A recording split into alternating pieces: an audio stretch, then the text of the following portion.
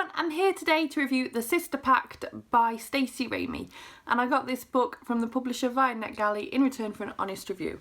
And I actually read this book back in November, but with December being so hectic I didn't really have time to film a review, so here we are. I know a lot of you have been waiting for this one, so I hope you enjoy it. The Sister Pact is a young adult contemporary novel that covers suicide, mental health issues, and it seems to have evoked quite a lot of different opinions from people who have read it, depending on where they personally are in experience with mental health and whatnot, and their own personal experiences, and also just opinions. Opinions are going to change, so I've seen all sorts of spreads of ratings for this book. I personally gave the book 4 stars as I really enjoyed it, but I did see some issues with it, and I can understand why some people have given it less than that. So The Sister Pact covers a girl named Ali and her sister has committed suicide, and the whole problem is that originally they were meant to be committing suicide together, and that's not an area I can go into too much. However,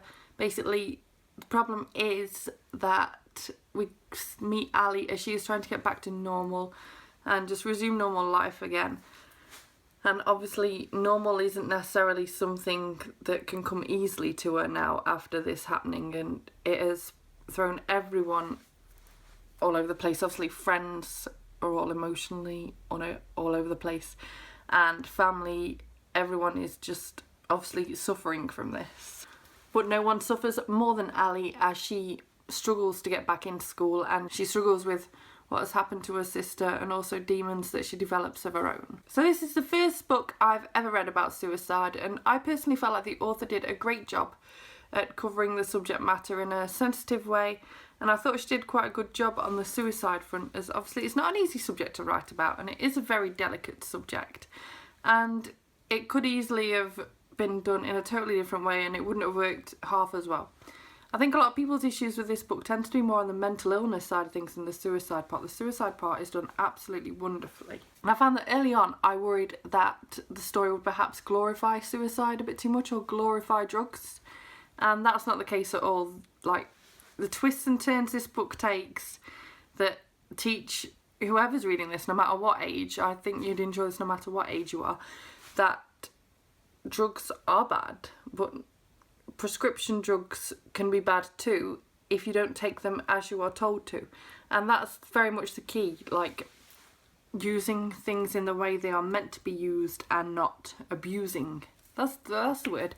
This story covers abuse, and the author did a fantastic job at showing the dangers of abuse and also just how you can fall into a spiral very easily of just tricking yourself into thinking, well, I'm not doing that much more than I should. I'm just using this little bit and that'll help me.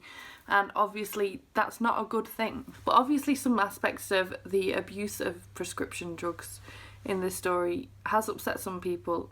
And while it didn't offend me, I can understand why it would offend some.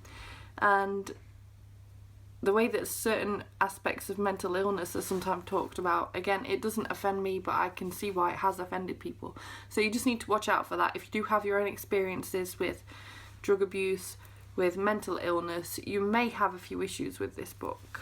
Ali is a really likeable character, but she is one of the few characters in the book that I did find likeable. I found that she reacted in the ways that I would expect her to react, and I felt like I was going on a journey with Ali, a journey through trying to get over what's happened to her sister, a journey of going on her own little sort of bender's not really the right word, but her own sort of terrible journey afterwards. I just felt like I was there with her all the way, and I could totally understand why she made the choices that she did, and I'd have probably made the same choices. On the other hand, I didn't feel like the other characters were developed as well.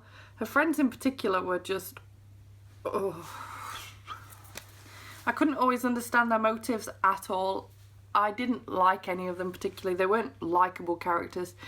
They had no redeeming qualities. They seemed more involved in themselves than in Ali, who is obviously struggling with the situation that she has found herself in. The only other character that I perhaps found myself liking even a little bit was Ali's mother, and towards the end I must say that I thought she was fantastic. Early on I was a bit like, but then as things develop and as we learn more about all of the characters, especially her mother, we learn what kind of person she really is, and actually it was really interesting and enlightening and a little bit moving at times too. And as for Leah, who is Ali's sister, the one that actually commits suicide, we see quite a bit of her throughout the book in terms of learning about her and learning about the character, and I really didn't like her. There was nothing likeable about her at all. She didn't come across as a very real character. I didn't feel anything about the fact that she had committed suicide, and to be honest, I'd say that was definitely one of the weaker points for me. I should have felt bad that this young girl had killed herself, and I didn't.